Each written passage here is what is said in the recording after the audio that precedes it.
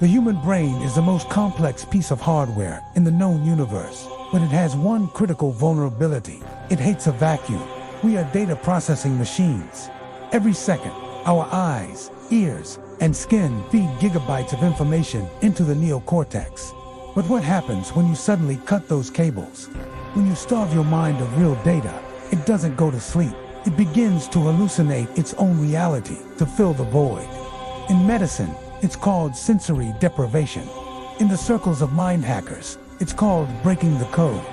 For Elias, a young man marked in our archives as subject number 412, this experiment wasn't just curiosity. He believed that beyond the limits of our vision lies the true architecture of the world. He used null-frequency audio to overclock his brain to a state of critical overload. He didn't just see shapes in the dark, he saw the source code of his own fear. This is the Peripheral Static Incident. Elias was obsessed with the idea of pure perception. His theory was based on the belief that human evolution created filters. Filters that cut off 99% of reality to keep us from going insane from information overload. He wanted to delete those filters. His apartment turned into a digital laboratory. Windows sealed with black film, soundproof panels, and an old CRT television connected to a white noise generator. The plan was simple, yet dangerous. 72 hours of total isolation. No food, only water. No light, except for strobe lights tuned to the frequency of brain alpha waves. He wanted to force his visual processor to run idle, hoping the system would throw an error and show him what was hidden. At hour 20, he wrote in his journal, "The silence has become loud. It sounds like metal grinding against metal." Elias didn't realize his operating system was already starting to critically overheat. Your interaction is vital data. Every subscription stabilizes the signal for the next incident report. Authentication required. Hit the subscribe button to ensure your node is connected to the chemical noise network before the next system wipe. Signal status. Waiting for user input. By the second day, Elias stopped understanding where his body ended and the room began. When you stare at TV static for too long, your brain starts seeing patterns in it. This is called pareidolia. But for Elias, this wasn't just a psychological effect. He began to see what he called the geometry of the void. The static on the screen began to form objects. At first, they were simple shapes cubes and spheres rotating in midair. But then they became more complex. He described entities we now call peripheral static beings. They were tall, formless, and composed entirely of vibrating black and white dots. The most terrifying part was that they existed only on the edge of his vision.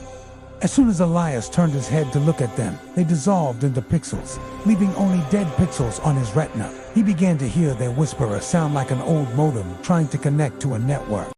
At hour 72, a total system crash occurred.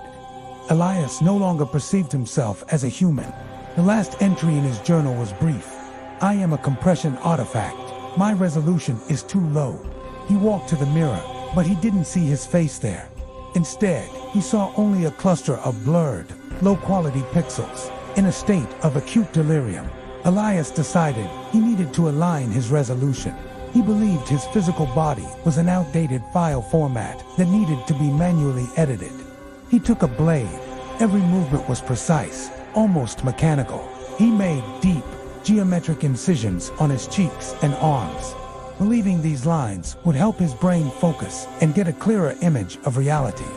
He felt no pain because his brain had completely shut down pain receptors to focus on the update.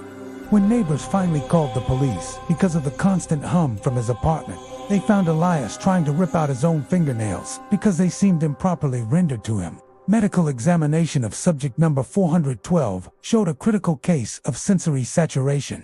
His brain, starved of real information, began to use its own biological noise to create new neural connections.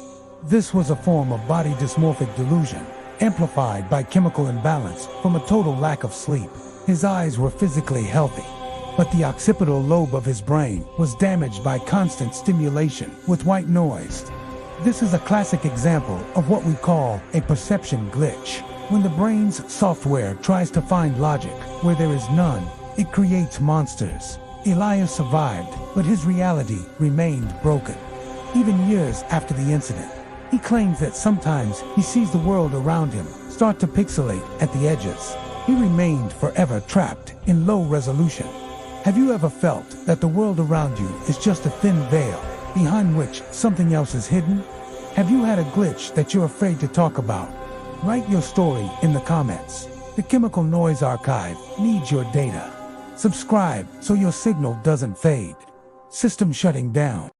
Before we witness the final hardware extraction of Subject 412, we need to check your connection. Access to the Chemical Noise database requires a stable connection. Click subscribe to authenticate your access. Don't be a guest on the system. Be part of the source code. Signal status. Waiting for user input.